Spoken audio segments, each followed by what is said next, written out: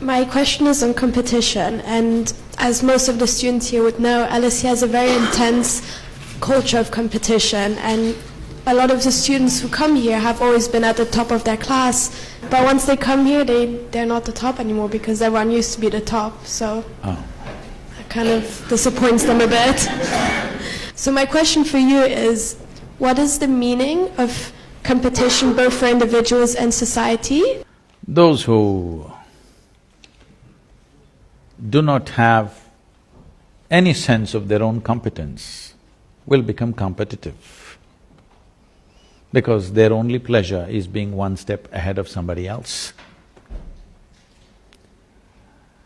I am on top of the class, what does it mean?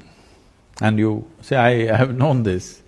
When I was in school, I went there only when it's really necessary. And every month this card is given to you, your report card. And I see some children are strutting around because they are first, second, something. Some are sitting in some corner and crying, they're afraid to go home, I don't know what they got.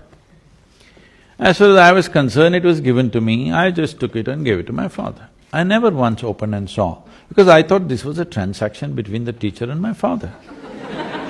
I was not going to look into that. And I was quite certain what would be there in it, as far as the numbers are concerned, because it was always 6 zeros. Because I never wrote a single word in the test paper. That was the rule for me. But apart from the 6 zeros, the teachers wrote some literature in my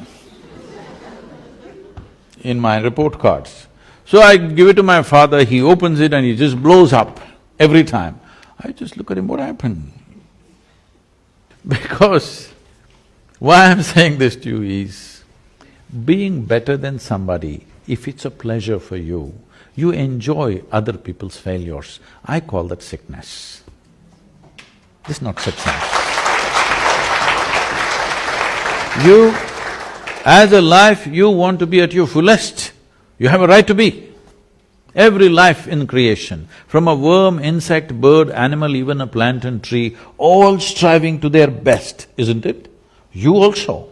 But why are you concerned whether somebody is behind you? Why is that so pleasurable for you that somebody else is less than you? From early kindergarten levels, this sickness has been brought into human mind, which is causing so much unpleasantness on the planet, such ugly situations everywhere, but we don't seem to learn. So we've created schools where children are never graded. We're looking at them as individuals, what we can do to evolve them to their fullest possibility. Now the problem is this, all life has happened like this. What do you think? You think a blade of grass is less important than an oak tree in the garden? Hello? You think so? Only a fool would think so, isn't it? Hello? But that's what we're doing, we call this education, we call this competition, we call this society. No, very stupid way of handling things. Because the important thing is, for what you have come with, will you blossom to the fullest human being or not? This is the only question. This doesn't need anything other than constantly nourishing the atmosphere, not even the person. If you want a plant to grow, you don't do anything to the plant, you just take care of the soil, the atmosphere, the ambience. That's all that needs to be taken care of even for a human being, that you need to take care of the atmosphere so that everybody finds the fullest expression for their life.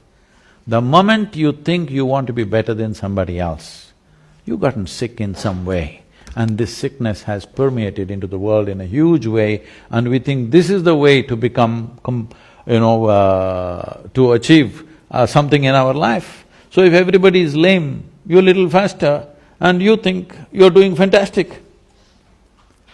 You'll enjoy other people being crippled. Yes? Hello? If your entire life is always sitting on top of everybody else, you will enjoy other people's incapabilities, isn't it?